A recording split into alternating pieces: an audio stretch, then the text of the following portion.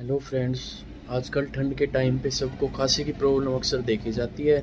किसी को सूखी खांसी होती है, बहुत ज़ोर से नींद नहीं आती, किसी को बलगम आता है।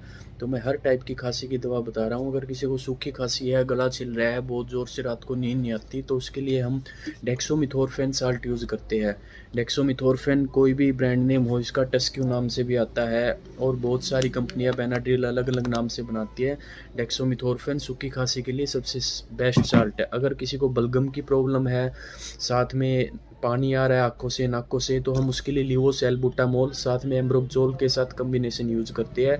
अगर अक्सर बलगम देखा जाता है कि बहुत ज़्यादा बलगम आता है, बाहर निकल नहीं पाता, तो उसके लिए हम टर्बुटालिन के साथ गुआफेंसिन साल्ट यूज़ करते हैं। सबसे बेस्ट मेडिसिन खांसी